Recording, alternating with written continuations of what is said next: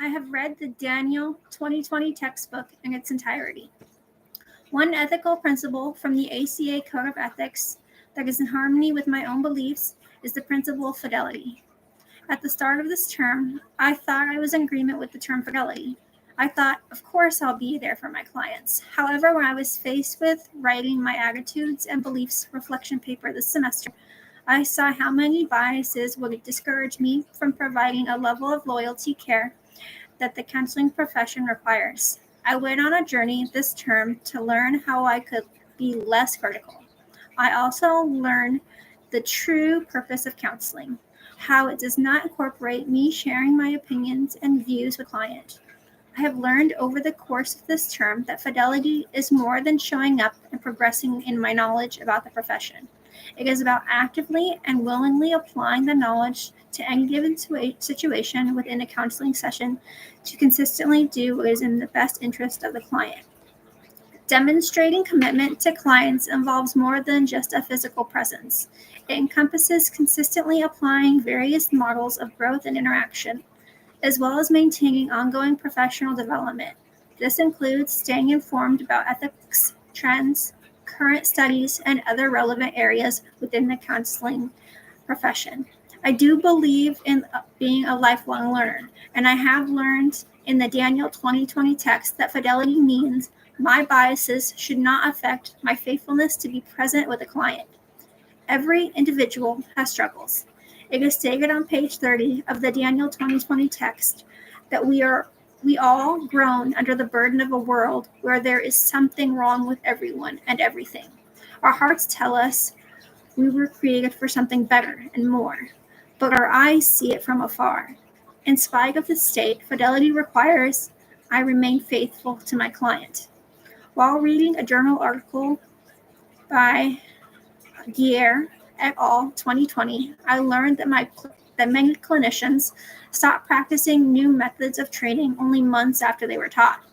Although this article focuses on motivation interviewing techniques, we can conclude that all students, even after being licensed, may forget that they need to maintain their toolbox.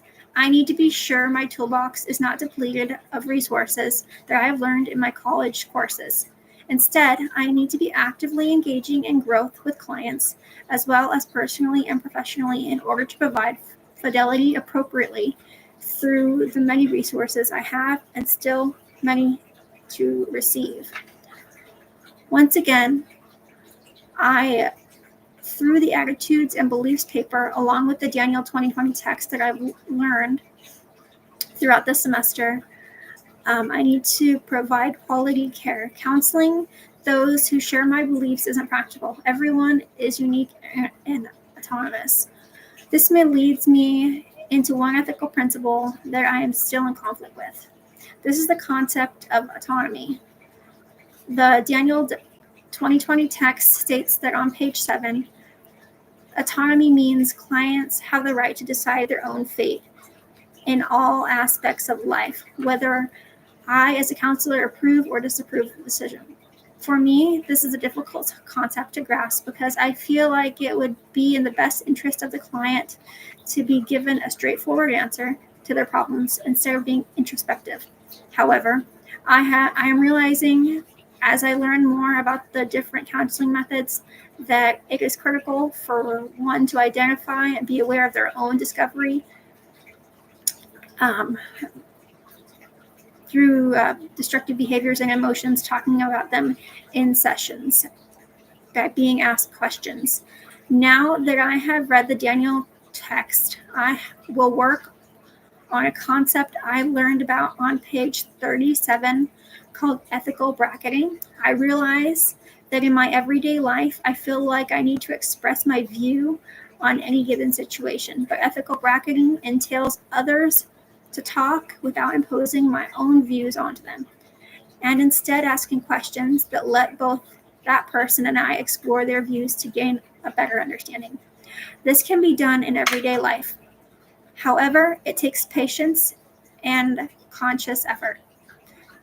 I also plan on further examining the sources that provide authority in my own life to further break down my own biases. This concept was addressed on page 260 of the Simon and Coonley 2024 text this semester.